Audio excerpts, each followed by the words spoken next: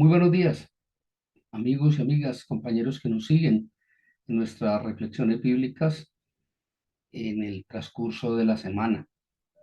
El día de hoy, y continuando con la temática que veníamos desarrollando sobre las emociones, los sentimientos tóxicos, de la cual ya habíamos tenido dos reflexiones. La primera, contextualizándonos dentro del tema, y la segunda, sobre una de las emociones más comunes, y era la amargura. El día de hoy, continuando con esta temática de las emociones tóxicas, vamos a ver una de las más nocivas y para la sociedad una de las más peligrosas, la envidia.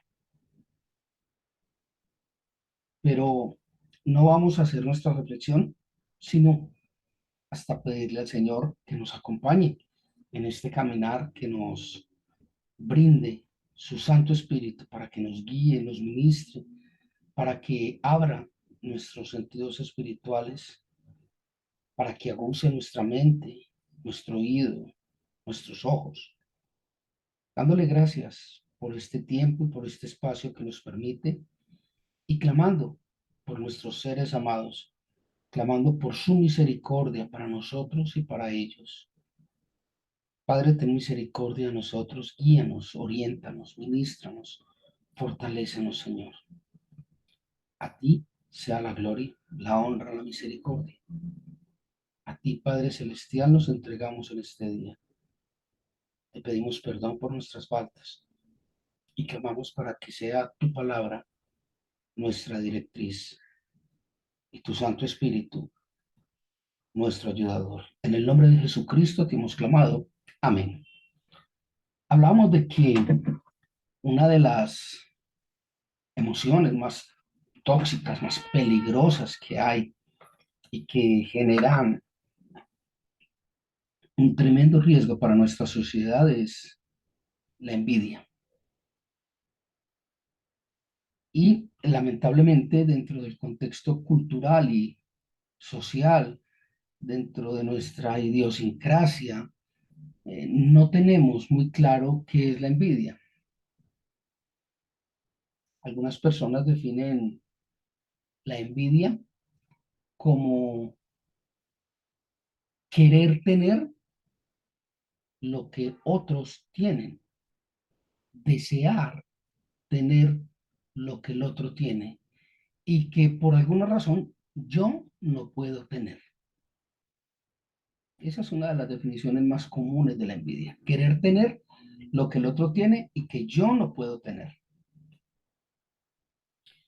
Pero dentro de nuestra cultura, dentro de nuestra idiosincrasia, dentro de nuestra raíz más profunda, en nuestro medio, yo me atrevería a definir la envidia de otra manera.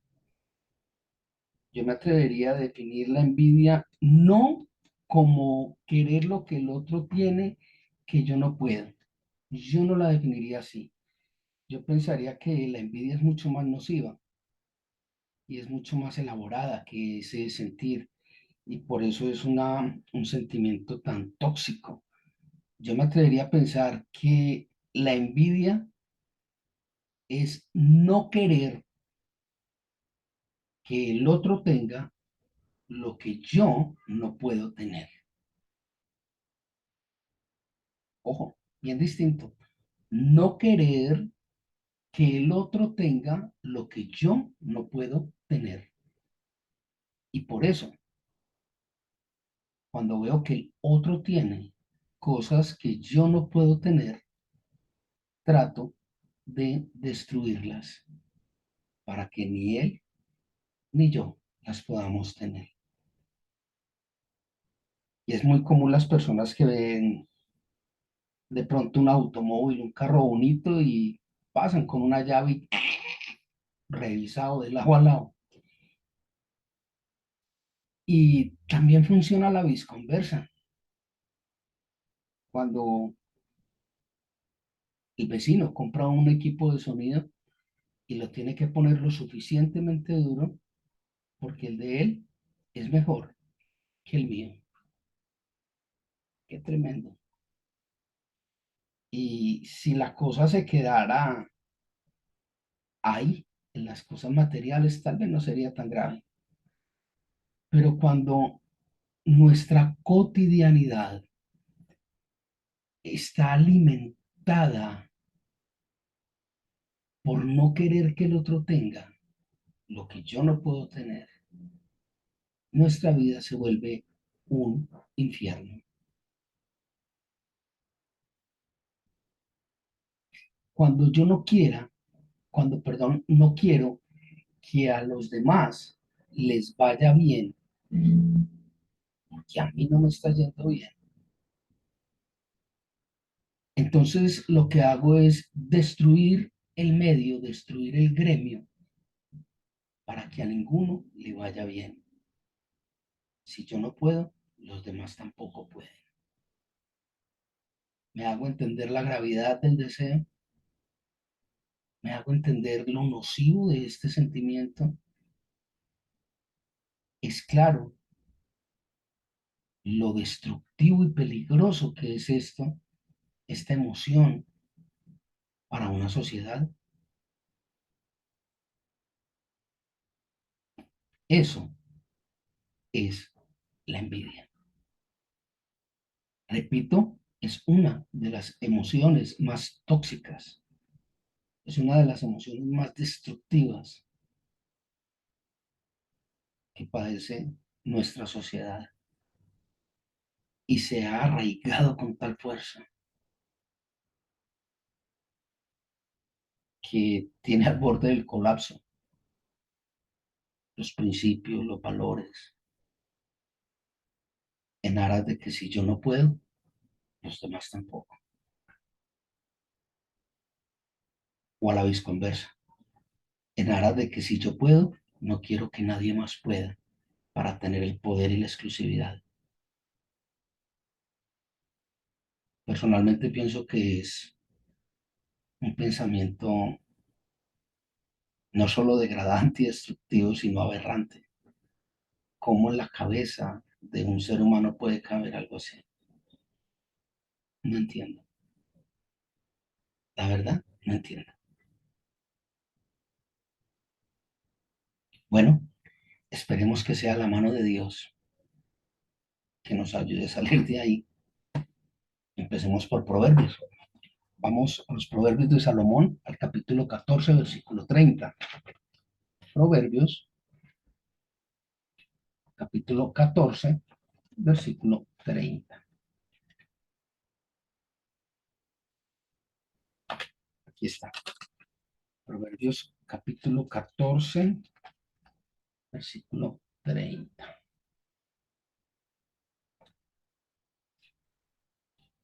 Dice, Proverbios 14, 30. El corazón apacible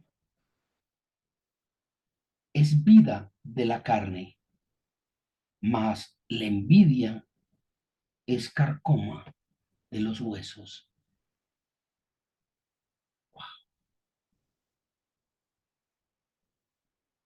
Aquí plantea Salomón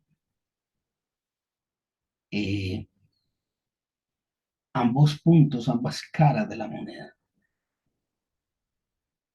Por un lado dice que la envidia se carcome los huesos y si los huesos están carcomidos, no hay forma de sostenernos. Pero por otro lado dice que el corazón apacible, calmado, tranquilo, es vida de la carne.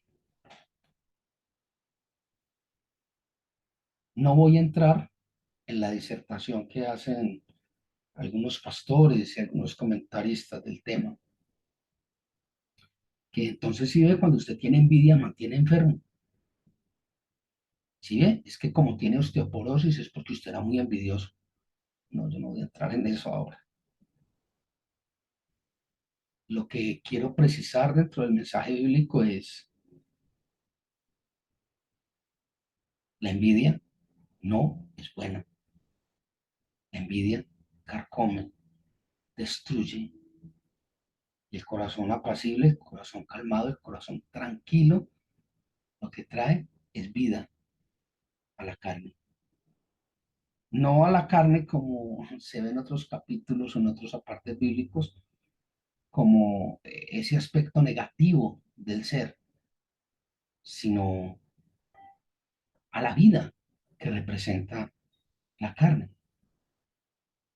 a la presencia de bienestar en el cuerpo.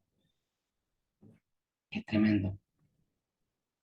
Vamos ahora al texto de la epístola de Pablo a la iglesia de Éfeso. Vamos a la epístola de Efesios 1:3. Efesios 1:3.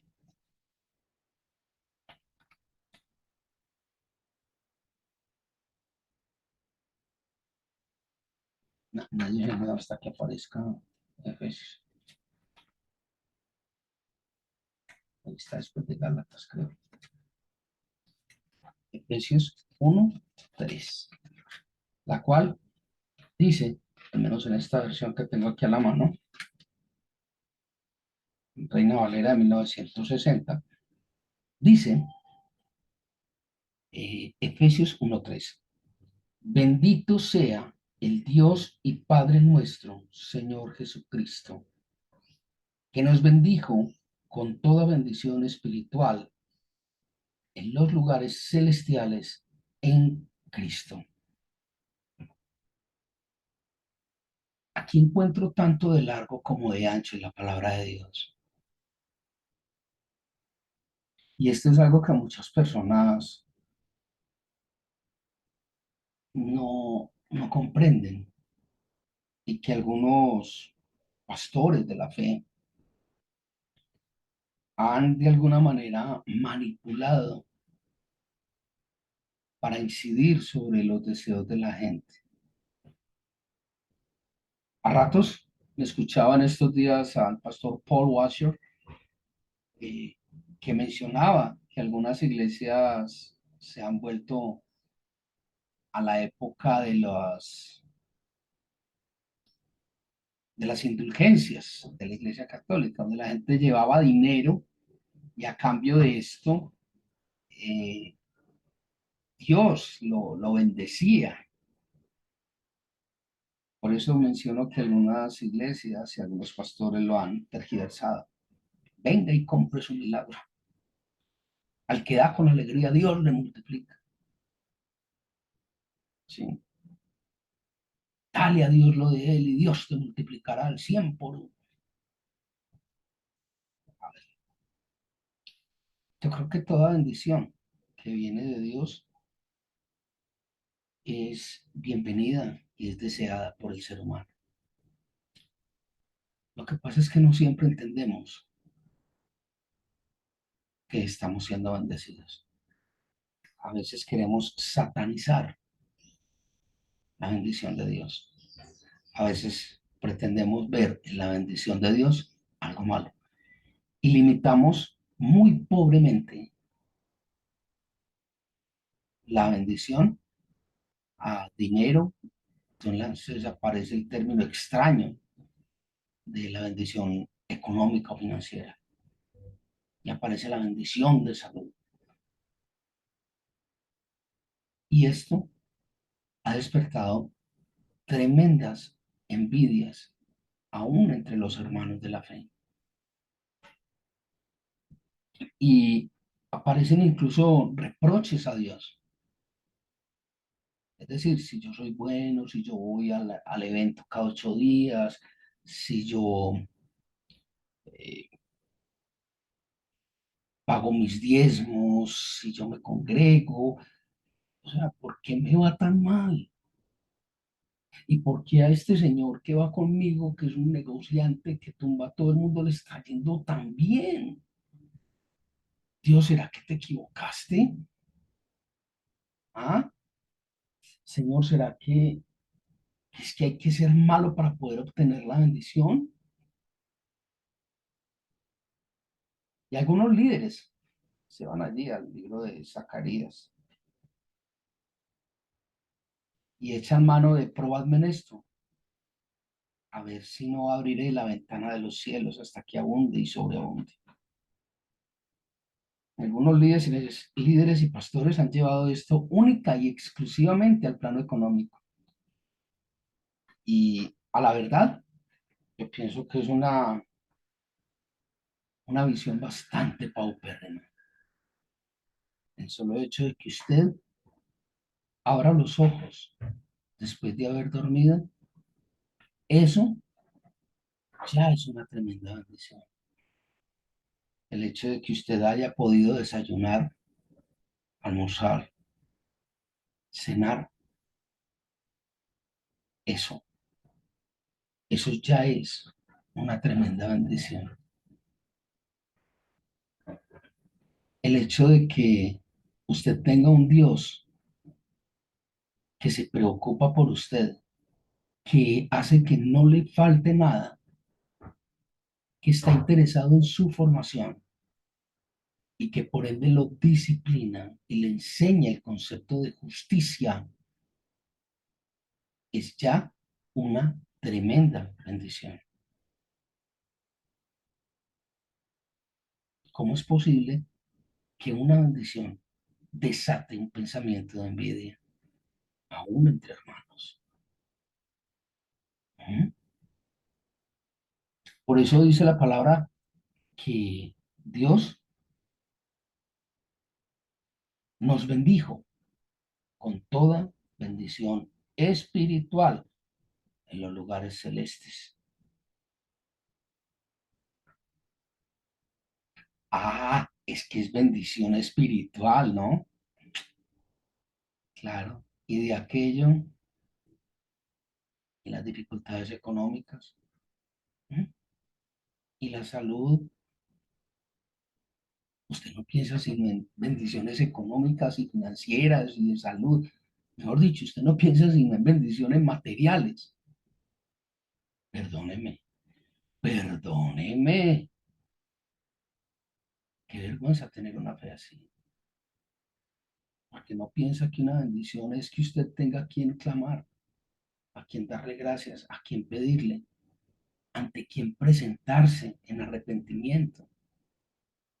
Porque no piensa más bien en eso. Porque no piensa en el ejemplo que usted le está dejando al mundo.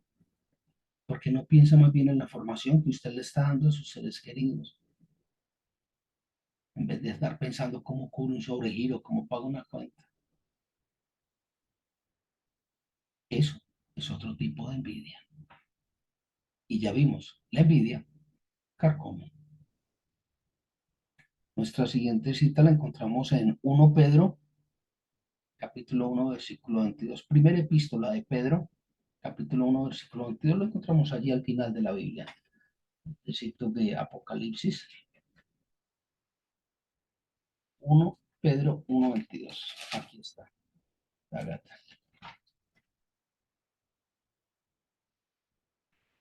1 Pedro 1, 22. Dice de la siguiente manera. Dice la palabra de Dios. Habiendo purificado vuestras almas por la obediencia a la verdad mediante el Espíritu, para el amor fraternal no fingido, amaos unos a otros entrañablemente, de corazón puro.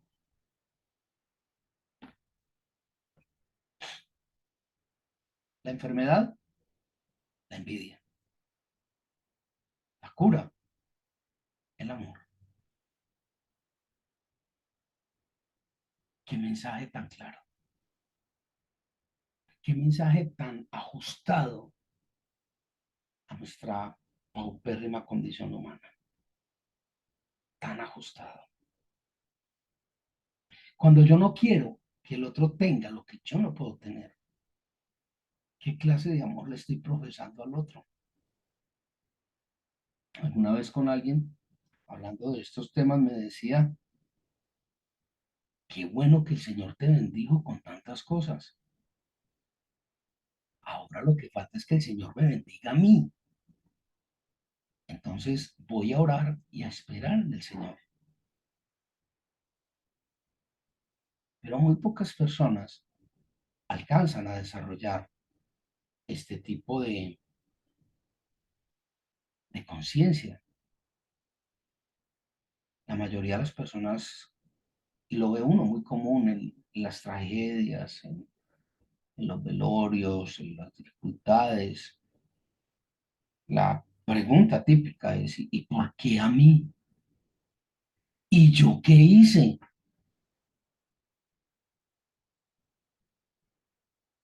¿Y yo por qué? Y estamos tan absortos, tan metidos en ese pequeño mundo de dificultades que se nos olvida totalmente la bendición espiritual de Dios. Parece como si manejáramos la Biblia de una manera sectorial, de una manera sesgada, de una manera horrible.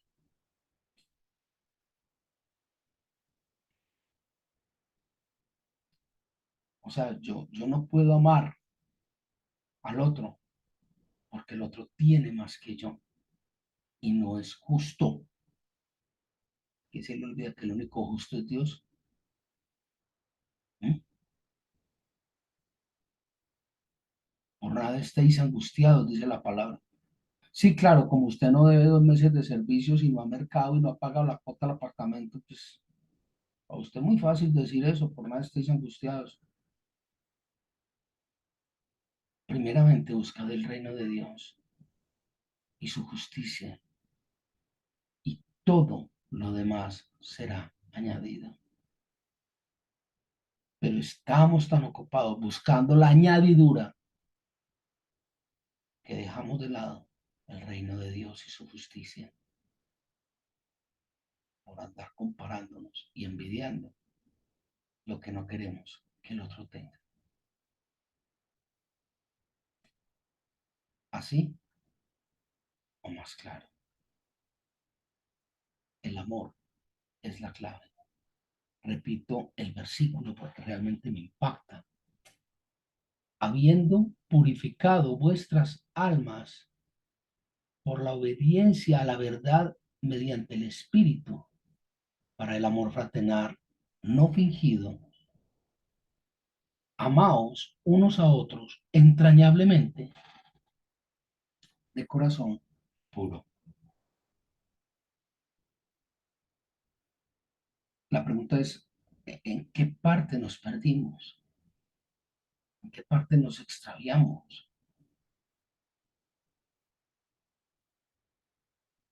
para habernos llevado a este punto? ¿Mm? Por último, vamos a la epístola de Pablo a los Hebreos. Allí, cerquita de Primera de Pedro, allí está el libro de Hebreos, al capítulo 12 y al versículo 15. Aquí ya estamos, capítulo 12, versículo 15. Dice en esta versión bíblica, Hebreos, capítulo 12, versículo 15. Dice, mirad bien, no sea que alguno deje de alcanzar la gracia de Dios, que brotando alguna raíz de amargura os estorbe y por ella muchos sean contaminados.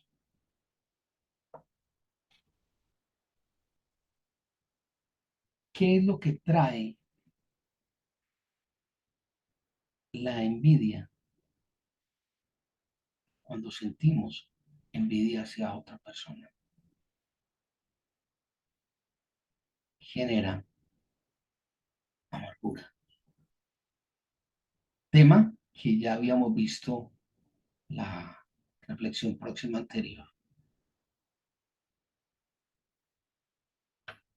Y claramente que establecimos que la amargura era una emoción tóxica.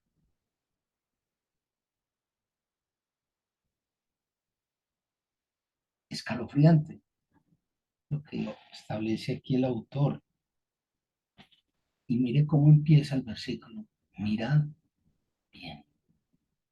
O sea, este antenoso, este piloso, ¿qué está sintiendo? ¿Qué está pensando? ¿Qué está haciendo? Y dice, no sea que alguno deje de alcanzar la gracia de Dios. O sea, si usted se pone con bobadas, la misericordia y la gracia de Dios no le van a alcanzar. Y ya sabe qué pasa cuando la gracia de Dios no lo alcanza. Su merced se pierde. Y mire lo que dice, que esa raíz de amargura no le estorbe, no vaya a ser que por ello muchos se pierdan. Y el problema es que la amargura en los padres genera sobre los hijos una de las emociones más tóxicas que hay y es reprensión. Se vuelven reprimidos. Muchas veces no nos damos cuenta de que no son directamente los padres, sino que nosotros queremos inconscientemente mantener esa cadena, ese lazo de amargura que nos está carcomiendo. Que si los padres nos enseñan a envidiar, nosotros aprendemos a envidiar.